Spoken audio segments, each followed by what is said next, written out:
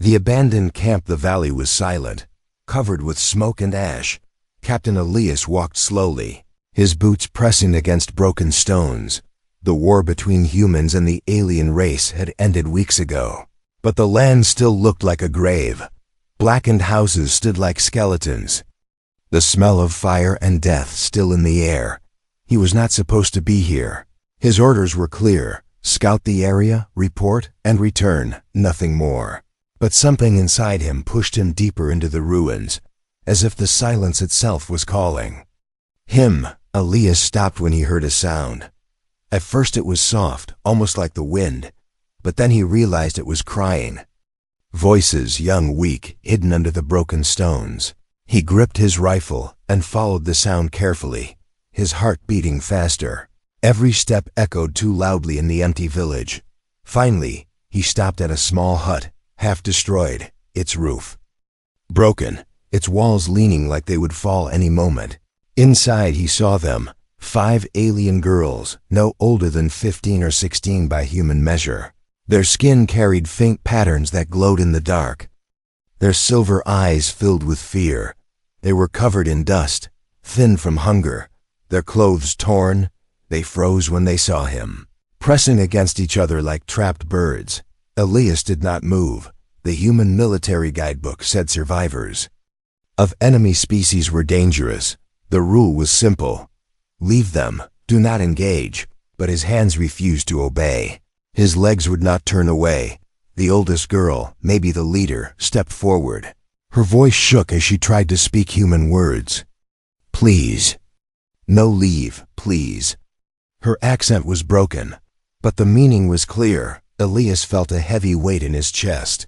He remembered the faces of his own daughter back home, safe, smiling, waiting for him. And now, here in front of him, stood children who had no one, abandoned by their own people, hated by his, left to die in ruins.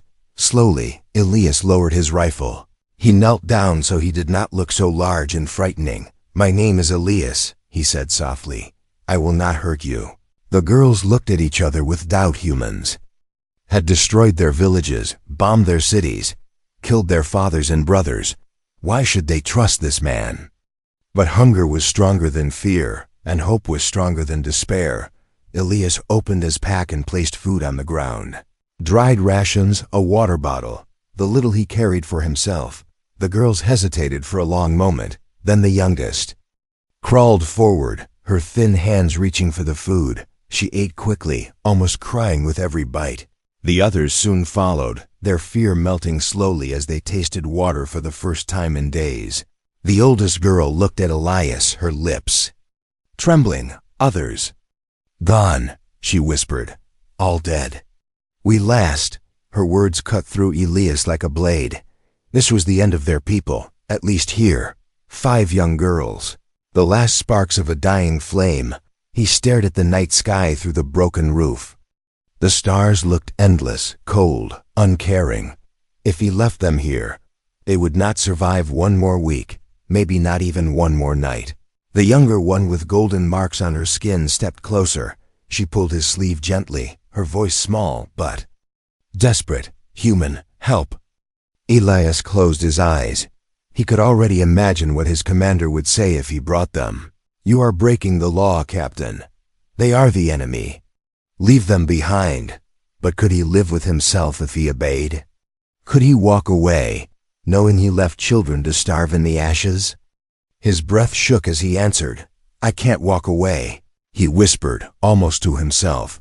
When he opened his eyes again, his decision was made. He stood tall and motioned for them to follow him. At first, they did not move, still afraid. But then the youngest stepped forward, then another, and soon all of them stood, holding each other's hands. Elias led them out of the ruined hut. The night wind carried sparks of burning wood. The world around them empty and broken, every step he took, he felt the weight of his choice. His crew would not understand. His commanders would call him a traitor. But somewhere deep inside, Elias knew this was the only path that kept his humanity alive. As they walked through the ruins, he tightened his grip on his rifle. The galaxy had abandoned these girls, but he would not tonight, not ever. Asterisk a human's promise. The journey back to the human outpost was heavy with silence.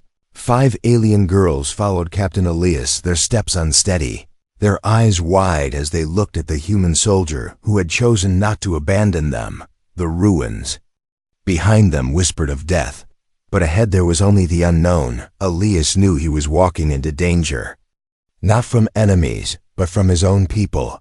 His ship, the Vigilant Star, rested beyond the hills, hidden among cliffs. The path to it was rough, stones cutting into boots, cold air stinging against skin. The girls clung to each other, shivering, exhausted from hunger and fear. Several times one of them stumbled, but Elias always slowed, helping them rise again. He did not speak much, but his actions told them more than words could. When the Vigilant Star came into view, the girls froze. The steel body of the human ship looked monstrous under the pale moonlight. To them, it was the machine of the enemy, the beast that had burned their homes. They hesitated, stepping back, but Elias turned, his voice calm. "You are safe with me," he said. "No one will harm you." Inside the ship, the crew was waiting. Private Rourke was the first to see them, his eyes widening as he dropped the crate he was carrying. "Captain, what in the stars is this?" he demanded, his hand moving to the pistol on his hip. Others gathered quickly, whispers spreading like fire. Alien children on a human ship, walking behind their commanding officer. This was unthinkable. Elias stood firm, his voice sharp. "They are under my protection." Rourke frowned, his voice rising. "Sir, they're the enemy. We can't have them here. Command will execute us if they find out." The girls shrank behind Elias, trembling, their silver eyes flicking to the weapons pointed at them. Elias raised his hand slowly, stopping his men. "They are not soldiers," he said. "They are children. If we leave them, they die. That is not who we are." A tense silence followed, broken only by the hum of the ship's engines. Some soldiers looked away, uneasy, but none dared to challenge him further. Elias led. The girls passed them, guiding them to a small storage room at the back of the ship. It was dark, filled with supplies and empty crates. But at least it was safe. He gave them blankets, water, and more food. The girls sat in a circle, eating slowly this time, their eyes fixed on him. The oldest finally spoke, her words clearer now as she tried to form human sentences. "Why? Help us, you human." "We alien, enemy." Elias paused, his face hard but his voice gentle. "Because I have a daughter," he said. "If she was alone in the ruins, I would pray someone helped her. I could not forgive myself if I walked away from you." The girls exchanged looks, whispering in their own language, for the first time since he had seen them. A small smile appeared on one of their faces, faint but real. It was hope, fragile and trembling, but alive. Later that night, Elias sat alone in the control room. He knew he had broken orders. If command discovered this, he would lose his rank, his career, maybe even his life. But when he closed his eyes, he saw the girls' faces, their hunger, their fear, and their small spark of trust in him. He had made a choice, and he would carry it until the end. The next day, the tension on the ship grew. Some crew members muttered behind his back, saying he was reckless. Others avoided the storage room completely, afraid of the aliens. But Elias visited often, bringing food, teaching them simple words. The youngest, the one with golden markings on her skin, was quick to learn. She repeated his words softly, smiling shyly whenever she got them right. One evening she looked at him and whispered, "You promise? Safe?" Elias knelt, meeting her gaze. "Yes," he said, "I promise. As long as I breathe, you are safe." It was not just words. It was a vow, spoken not to command, not to his crew, but to himself and to them. He knew the galaxy would not accept them, but he also knew this. Sometimes one man's promise was stronger than 1,000 orders. Far away, beyond the black horizon of stars, rumors were already spreading. The raiders who had burned the alien village were searching. Whispers said some survivors had escaped, and someone human was protecting them. The storm was coming, and Captain Elias's promise would soon be tested in fire. Enemies in the shadows, the vigilant star drifted quietly through the black ocean of space, its silver body cutting through the darkness like a ghost. Inside, the crew worked with heavy silence, every man and woman uneasy. No one dared to speak loudly about the 5 alien girls hidden in the storage room, but whispers followed Captain Elias wherever he walked. He knew their fear. He could feel their eyes on him. To the crew, the girls were not children. They were dangerous reminders of the war. But to Elias, they were living proof that the enemy was not always the monster people believed. In the storage room, the girls were slowly changing, their faces no longer empty with despair, their eyes brighter with each passing day. They learned words, simple ones, names of food, colors, and even the names of some crew who dared to approach. The youngest, the one with golden markings, laughed softly when Elias brought her a small hololight. She pressed the button again and again, watching the light glow, her joy filling the small room. For Elias, those moments were worth the risk. But outside his ship, danger was moving. In the far reaches of the same star sector, a group of alien raiders scanned the void. Their leader, scarred and bitter, had heard whispers survivors had escaped the massacre. Survivors meant witnesses, and witnesses meant shame for his clan. He swore he would find them and erase every trace. His hunters spread across the dark, searching, their ships like shadows with teeth. Back on the vigilant star, Elias sensed the storm approaching. He noticed strange signals on the radar, ghost pings vanishing before they could be traced. Private Rourke confronted him late one night, his voice sharp. "Sir, you've put us all in danger. Those things will bring the raiders straight to us."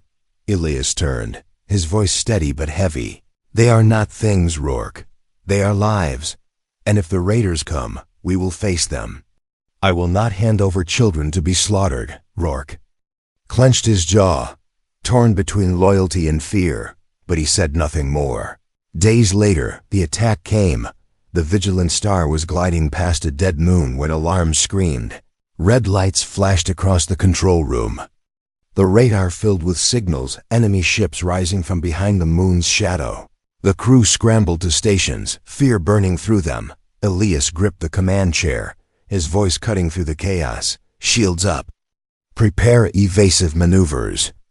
The ship shook as plasma fire rained down, metal groaned, sparks flew, and the stars outside flashed with deadly light. The girls huddled in the storage room, the youngest crying softly, the oldest holding her close. They did not understand human words, but they understood fear. Elias fought with everything he had. But the vigilant star was outnumbered. The raiders swarmed like wolves, their ships faster, their weapons hungry for blood. One blast tore through the side of the ship, alarms screaming of decompression. The crew patched it desperately, but Elias knew they could not survive much longer. Then the worst blow came not from outside, but from within. In the middle of the chaos, Rourke shouted, "Captain, we need to hand them over. The raiders want the girls, not us. If we give them up, they will let us live." The words stabbed through the room like a knife. Some crew members froze, their faces pale, unsure if he was right. The girls, though far away, seemed to sense something, their silver eyes turning toward the door, as if they felt betrayal in the air. Elias rose from the command chair, his voice thundering over the alarms. "If you believe that, then you have forgotten what it means to be human," he pointed at the stars burning outside. "They will not let us live, Rourke. And even if they did, I would rather die fighting than live as the man who gave children to murderers." For a moment, silence filled the bridge, even with death pressing at their doors. The crew felt the weight of his words, somewhere deep inside. They knew he was right. The battle raged on, but Elias refused to surrender. He maneuvered the vigilant star through asteroids, dodging fire, striking back with precise blasts. Every move bought them seconds. Every second was a chance to survive. The raiders, frustrated by his resistance, pressed harder, swearing to tear his ship apart. In the storage room, The oldest girl whispered in her own language, her words carrying power. Her hands glowed faintly, strange symbols flickering across her skin. The youngest watched, eyes wide, as the glow spread like fire. They were not just survivors, something ancient lived within them. Something the raiders feared. Elias did not know it yet, but the promise he made was about to lead him into a war far greater than he imagined.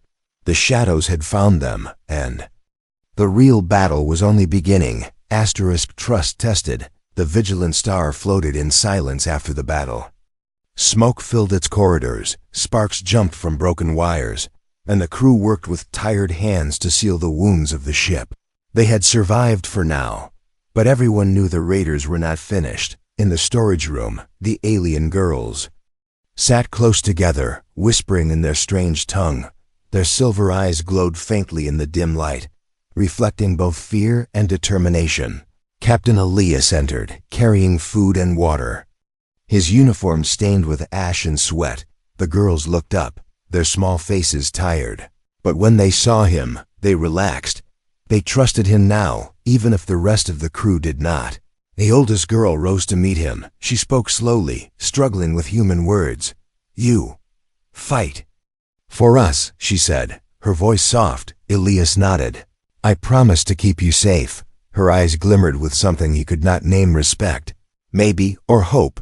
But before he could speak again, the youngest, the one with golden markings, held out her small hands. A faint glow danced across her skin, strange symbols pulsing like fire. Elias froze, staring. The glow was not just light, it was energy, old and powerful. Something not even his military records had mentioned. "What is this?" he whispered, his voice low. The girls looked at each other, uncertain. Then the oldest explained in broken human tongue. "Gift of our blood. Old power from before war." Her words were rough, but Elias understood enough. These girls were not ordinary survivors. They carried something ancient, something the raiders would kill to erase. He sat down slowly, the weight of it pressing on him. If his crew found out, fear would turn to panic, maybe even mutiny. But if he ignored it, the raiders would hunt them until the end of the stars. The days that followed were tense. Elias continued to teach the girls words, but now he also tried to understand their strange power. The youngest practiced with light, making symbols float in the air. Sometimes the glow flickered. Sometimes it grew so bright, it filled the room with warmth. It was beautiful, but dangerous. And Elias knew it would only deepen the crew's mistrust. Rourke, the loudest voice against Elias, cornered him one night in the control room. "Sir, we need to end this madness," he said, his voice sharp. "They're not just aliens, they're something worse. Whatever they carry, it's going to bring death to us all." Elias met his gaze, steady and cold. "What they carry is not a curse, Rourke. It's their life. And as long as I command this ship, we will protect it." Rourke's jaw tightened. But he did not argue further. Still, Elias could feel the division spreading through his crew like a crack in glass. One evening, while checking the ship's long-range scanners, Elias noticed something, a coded signal leak. Hidden in static, but real. It was the raiders, searching, whispering across space like wolves on a hunt. He realized with dread that it would not be long before they struck again. Back in the storage room, the oldest girl seemed to sense it too. She knelt before Elias, her voice quiet but firm. "You help us. We help you." Before he could ask, she placed her glowing hands against the cold floor. Symbols spread out in lines of light, weaving across the metal like veins of fire. For a moment, Elias thought the ship itself was alive. Then he realized the girls were strengthening the vigilant star, sealing cracks, repairing wounds with energy older than human science. The crew gasped when they saw it, fear and awe mixing in their faces. Some whispered about curses, others about miracles. Elias raised his voice over them. "They are not a danger. They are the reason we are still alive." But trust was fragile. One wrong move, one spark of fear, and the crew could turn against them. The girls knew it too. their eyes watching every soldier, every whispered word. It was not easy for them. To trust the very people who had destroyed their homes, yet they chose to believe in Elias. And through him, a fragile bridge was built. That night, Elias sat alone in the command chair, staring at the stars. He knew the truth now. The raiders were not hunting the girls because they were weak. They were hunting them because they were powerful. And power, in the wrong hands, could change the fate of worlds. He looked toward the storage room, where the girls slept close together under blankets. His promise had grown heavier. It was no longer about saving children.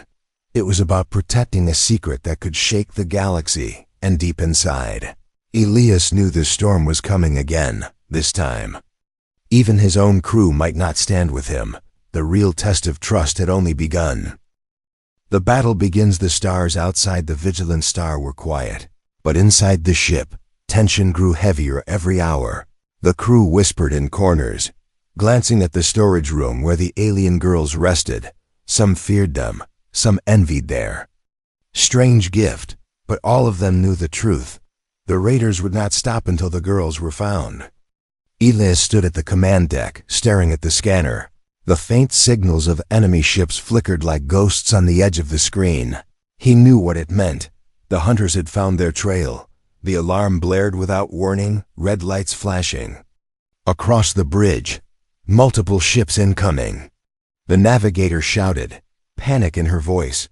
The raiders had arrived, their black vessels cutting through space like blades. They came fast, engines burning, weapons already locked. Battle stations. Elias roared, his voice sharp and commanding. The crew scrambled to their posts, fear painted on their faces but hands steady on controls. The Vigilant Star shook as the first wave of plasma fire struck, metal screaming as if the ship itself cried in pain. In the storage room, the girls clung to one another. The youngest, with golden markings, whispered softly, her hands glowing faintly. The oldest pulled her close, whispering back in their language. They had known this day would come. Elias fought with everything he had, shields at 70%. Fire torpedoes, keep moving. The ship dived and twisted through the black void, dodging blasts, striking back with desperate fire. But the raiders were too many, their ships circling like predators, each strike tearing deeper into the Vigilant Star. Rourke's voice broke through the chaos. Captain, we can't hold them. We have to surrender the girls. The words cut like a blade through the bridge. Crew members froze, torn between duty and survival. Elias turned, fury in his eyes. Enough. We fight, we hold, or we die. But we will not betray children to murderers. His voice silenced the doubt, but fear still burned in every heart. Another blast tore through the ship, shaking the walls. In the storage room, the girls stood together, trembling, until the oldest stepped forward. Her silver eyes burned with resolve. No hide, she whispered. We fight too. They left the room and walked toward the command deck, their small steps echoing against the metal floor. When the crew saw them, gasps filled the air. But Elias only nodded, his face calm. If you are ready, then we fight together. The youngest raised her hands, glowing symbols spreading across the walls. The lights of the ship flickered, then stabilized. The shield strengthened. The engines burned brighter. The crew stared in shock as the ship itself seemed to come alive under the girls' power. Outside, the raiders pressed harder, but now their prey fought back with something new. Plasma bolts struck harder, missiles flew straighter. The Vigilant Star turned like a beast awakened, its wounds healing even as it battled. One raider ship exploded in a burst of fire, then another. The enemy leader snarled from his command chair. He had hunted survivors before, but never had he seen them fight with such strength. This is no longer a rescue, he growled. It is a war inside. Elias stood tall, giving orders with fire in his voice. Target their flanks. Use the asteroid field as cover. The crew obeyed, their fear turning into courage as they saw the girls fighting beside them. For the first time, trust began to grow, not just in Elias, but in the strange children they had once feared. But victory was not yet theirs. The raiders unleashed a massive strike, the blast slamming into the vigilant star and throwing bodies to the ground. Alarms screamed, fire burst from panels, and the shields dropped to critical. The crew struggled to rise, blood on their faces. The girls too stumbled, their glow dimming from exhaustion. Elias gritted his teeth, gripping the edge of the command chair. He knew this battle was far from over, and he also knew the raiders would never stop, not until every last girl was dead, or until he stood between them and death itself. As the next wave of enemy ships closed in, Elias shouted above the chaos, "Hold the line, no one breaks. This is where we stand." The battle had begun, and it would decide more than their lives. It would decide whether hope still had a place in a galaxy built on war.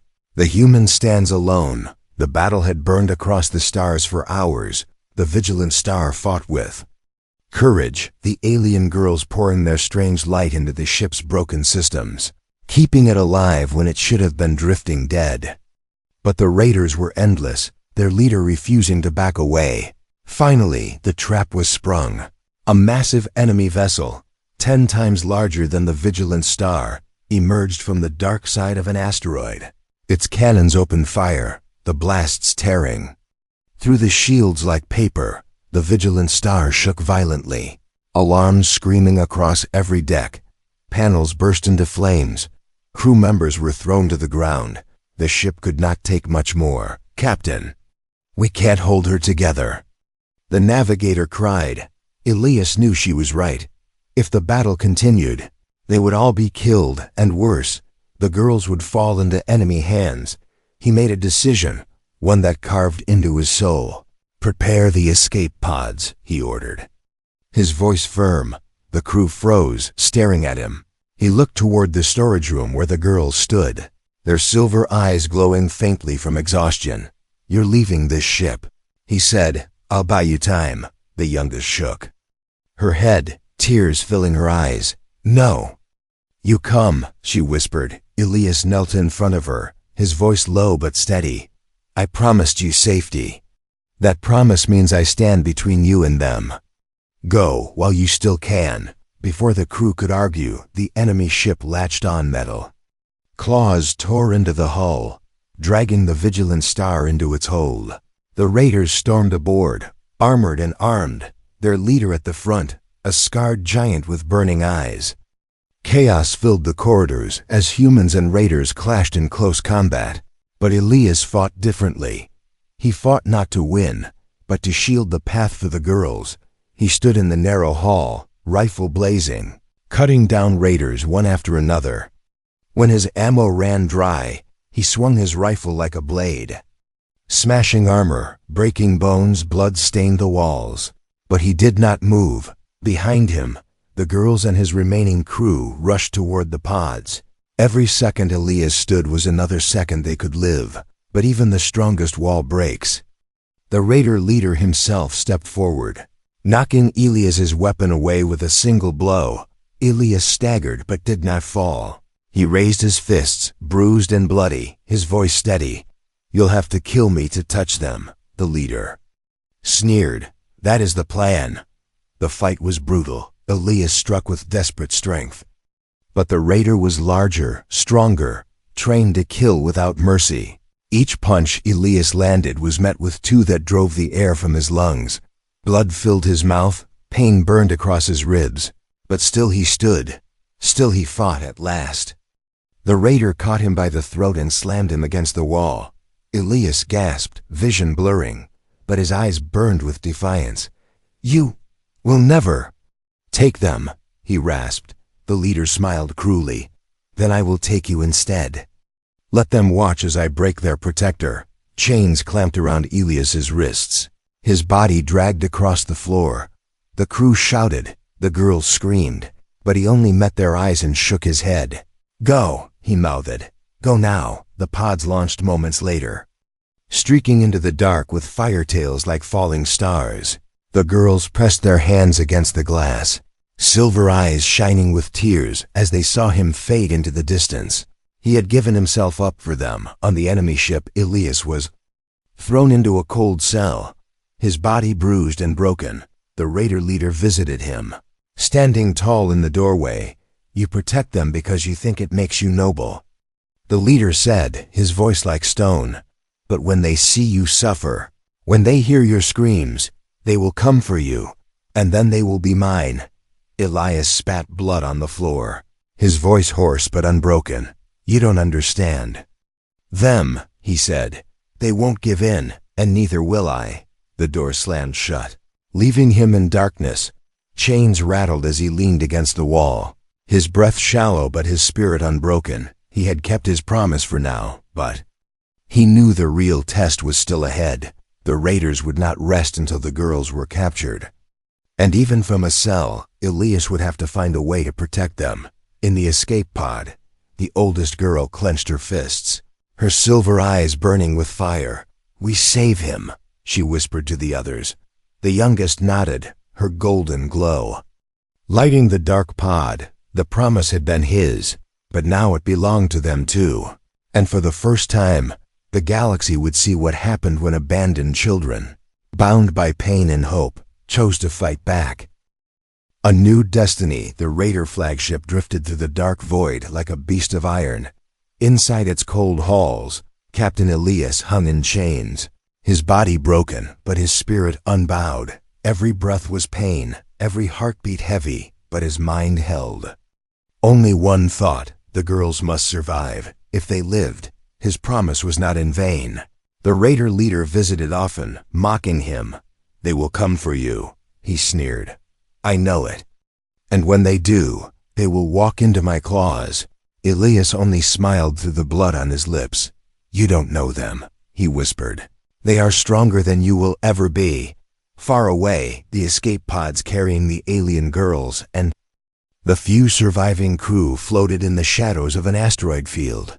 The crew argued about fleeing, about returning to human space.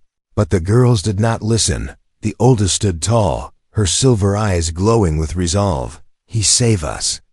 Now we save him," she said simply. Even the hardened soldiers could not argue against that. Days passed as they planned.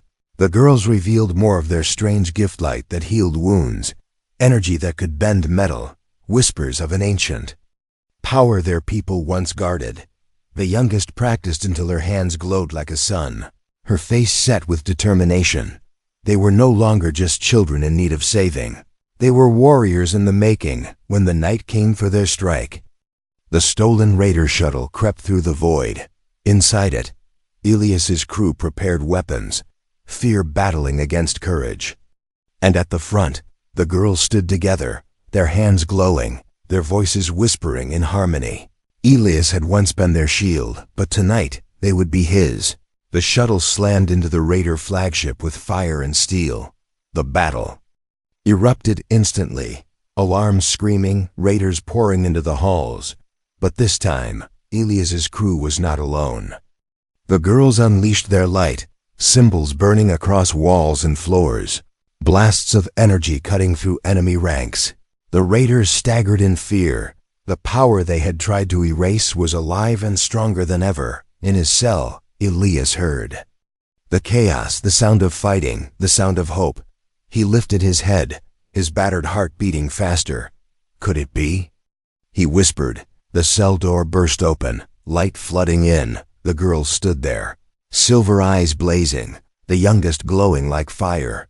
"Human," she said softly, her voice trembling with both fear and pride. "We came," Elias almost broke. Then not from pain, but from the weight of his promise returned to him. They had not abandoned him. They had become more than survivors. They had become family. Together they fought their way through the flagship. Elias, weak but unyielding, guided them through the chaos. The crew covered their flanks. The girls shattered enemy lines, one by one. Raider ships exploded outside as the battle spread. At last, they reached the command chamber. The raider leader stood waiting, his massive blade dripping with oil and blood. His voice thundered across the hall. "You should have died in chains, human. Now I will kill you in front of them." Elias stepped forward, still bruised, still broken, but his eyes steady. "No," he said, his voice strong. "You will fall. Because you tried to destroy what you could never understand." The fight was brutal, the leader striking with monstrous strength. But this time Elias was not alone. The girls surrounded him, their hands glowing, their light weaving together like a shield. Every strike the leader made was broken against their bond. And with one final cry, they unleashed their combined power. Light erupted like a star, tearing through the chamber. When it faded, the raider leader lay broken, his ship burning around him. The crew and the girls rushed back to the shuttle, dragging Elias with them. Explosions rocked the flagship, fire spreading through its core. As they escaped into the stars, the raider fleet scattered. Their leader gone, their hunt ended. Inside the shuttle, silence fell, broken only by heavy breaths. Elias sat against the wall. The girls gathered around him, their small hands glowing. Faintly as they healed his wounds, he looked at them, his voice low but filled with pride. "You saved me." The oldest shook her head. "No, you saved us first. Now we saved together." Elias smiled, a rare, weary smile. In that moment, he understood something simple but powerful. The promise had changed. It was no longer about one human saving alien children.